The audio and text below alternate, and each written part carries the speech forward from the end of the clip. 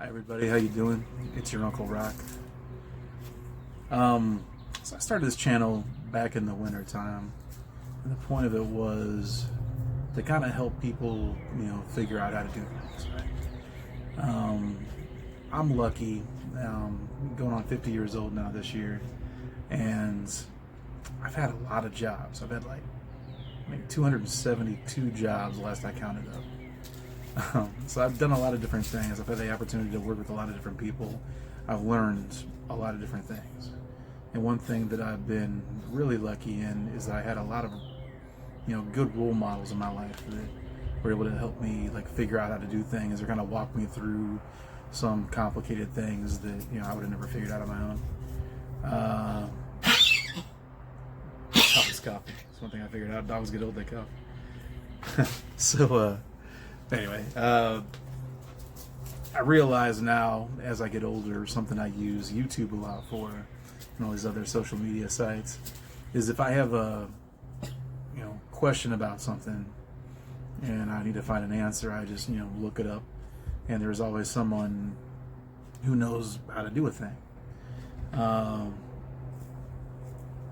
Something we don't have a lot anymore, just in real life. I think a lot of people don't have role models anymore. They can go asked about like how to unclog a toilet or how to do any just regular everyday things that I was lucky to learn as when I was younger. Probably saved me a lot of time and money in the long run. But I do see this as a way that people can learn how to do things. So I started this channel, Uncle Rock, because I kind of wanted to be, how I felt about my uncles and my relatives. If I ever had a question, I could go ask one of those guys something. They'd tell me how to do anything. My dad knew how to do anything that was handy, or any plumbing around the house. My mom knew how to do everything, like outside, like in the garden. She has the most beautiful yard you ever seen. So every time I got a question, I got someone I can go ask about it. Not having any kids of my own, I always wanted to share that knowledge with other people, and I think this might be a good way to do it. So I started this channel like back in the winter time. I guess long story, less long. And I thought, whenever someone asks me a question, I'll make a video how to do it. But then somehow, everyone had their stuff together this year, and like nobody asked me any questions. Till now, somebody just asked me a question about how to make a garden bed. So I figured I'd make a quick video about that. So one of my jobs I had, one I'm really happy with, and I was always really proud of and loved, was I worked in the horticulture department at the zoo here in town. And it's a beautiful zoo, great landscaping everywhere around it. And one of the things I really loved doing in the spring was making new flower beds. And there's really not much to it. You just pick out a place where you want a flower bed, get like a good, flat shovel or round shovel, whatever you use. I think I like a flat shovel best. Mark out where you want it. You could either use like some hose for like a big long sweeping flower bed. Obviously, you don't want to hit the shovel, so be careful and kind of lay it on the outside. String works. You can use paint on the ground to lay it out, or you can kind of just eyeball it and go as you go. It's really forgiving. I mean, it's not one of those things you have to like put a lot of time and effort into, like planning out. You just kind of start at it, take a step back, look at it, and see how you like it. So what I'm gonna do today is I have a old antique pump in my yard. I want to say it's like 1920. 324. I've been trying to find it online, but it's kind of vague when it's from. I didn't really restore it. I just kind of put it back together and painted it, and I'm gonna make a little flower bed around it. There's already some little, I guess some hostas coming up around it. And before this, it was all just covered in ivy last year. So I'm gonna set the camera up out here in the yard and kind of walk you through how I would make a flower bed. It's gonna be an easy, small, little circular flower bed, so there's nothing to it. But this is a good example of just how little it really takes to do something like this in your yard that can really, impact just the overall curb appeal. One thing you do want to make sure of before you start digging, you alright, buddy? Is to, you want to make sure that you contact your utilities if there's anything running by there you think that might be in the way. So definitely like water, sewer, power. This pump actually goes down to a cistern, so I know there's nothing else really around it. But as you dig, I'll still be digging carefully around there because you never know. This place has been here since the 1920s, so it's an old cottage on a hill. You want to make sure about that. You want to make sure that any work you're doing, you're wearing the right safety gear. This is really pretty simple, so I'd recommend wearing gloves for the handle of the shovel, good boots with a good instep in them, so when you step down in the shovel, if you're doing like a lot of digging, like a big bed, I'd probably be wearing like better work boots than I'm wearing today. I'm just wearing sneakers today. I guess that's really it. I mean, truth is, like, you don't need a lot else other than the shovel. I mean, you can put a good boundary around there. They make like little brick borders to put around it. Then you have like a little wood border around it. Use landscape timbers, or you can just leave it as is. Just dig the whatever shape you want. You want to kind of make one end flat. The edge is kind of close to the grass, and then bevel in the other edge to it, so you can mound up the mulch in there eventually. Anyway. A lot of these beds we did like this at the zoo, we'd go redo every year, and it really would take like a half a day to knock all your beds out. And then you just mow around it over the year. You take your edger and edge around it pretty easy. But yeah, you really don't have to put a border in there. Some people think it makes it look better. I'm one of the people that think it doesn't make much of a difference, but I'll probably put some in some of my beds here. But yeah, I'm gonna get this dug up, set the camera up and show you guys, and I'll probably just show you like a little bit of digging to begin with and then speed it up at the end, because that's more fun than watching an old fat guy dig. So yeah, like I was saying before, this is gonna be a pretty simple job, really. Sorry, my shadow's right in the way, and my dog apparently. Hey, what's up, buddy? But yeah, I'm just gonna put a small circular planter around this this old pump out here. You can kind of see over here there's some hostas coming up, so I'm gonna kind of gauge about how far out that is. And like I said, you could get a rope in here and like kind of circle the whole thing with a rope. You get, like a hose even that's already out in your yard, just to lay out a general shape. If you have like a long sweeping bed, kind of like what I would do around this here, that would be easier to use a hose or rope or something. But for this, what I'm going to do is just kind of measure out about how far I want it on the shovel. You can either like make a mark on the shovel or just use some of the marks that's on there and kind of gauge out. So okay, here's a good example. I'm going to look over here. I think when I look at all this hostas, the stuff that's farthest out is this stuff over here.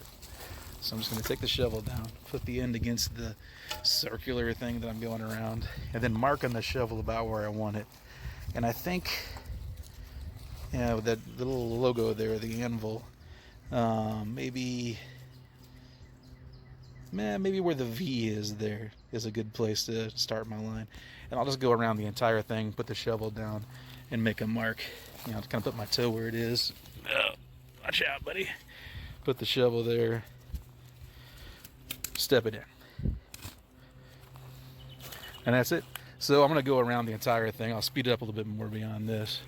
And I guess catch my dog that's running away. And I'll video it all in time lapse so you guys aren't bored just watching me do this.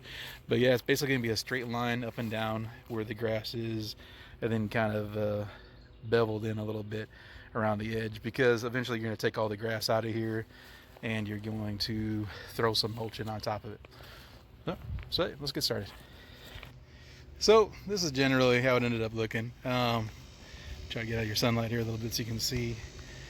Like I was saying, I try to get like a straight line around, well, a circular line around, but straight up and down where the grass is, and then kind of angle in at it from the inside of the planter bed as much as I could. I didn't want to mess up like these this little bit of hosta that's coming up right here. I got some more grass to pull out of there, but this next thing I did is I got in there and I pulled out all the grass and all the the ivy we had growing down in there.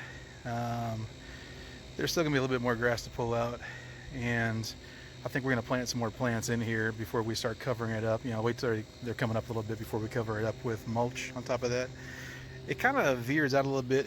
It's not a good circle, and you kind of see, which is okay, because in nature, like, there's not a lot of perfectly symmetrical lines anywhere. So it's cool if you dig a bed it's not a perfect circle. Honestly, some of the advice I've had over the years that I should share with everybody here is that it's better to not try to make it a perfect circle. It's better to not try to make it a straight line, because those don't really happen in nature, and it looks weird outside for some reason.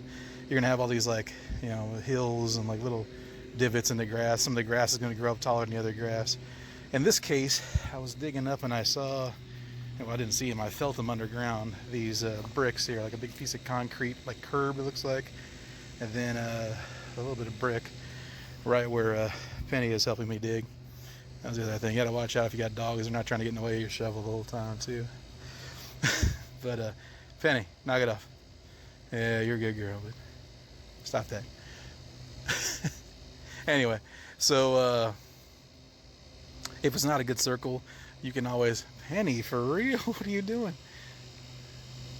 Oh, you're so happy with yourself. I'll have to get this planted quick or she's going to just mess it up. Anyway, so yeah, if it's not a perfect circle, you can always like put the mulch and dirt in there and let the grass grow back where it was. I'm going to put a little clump of this like sod right here back in here. Just gotta do that right now. Penny, watch out.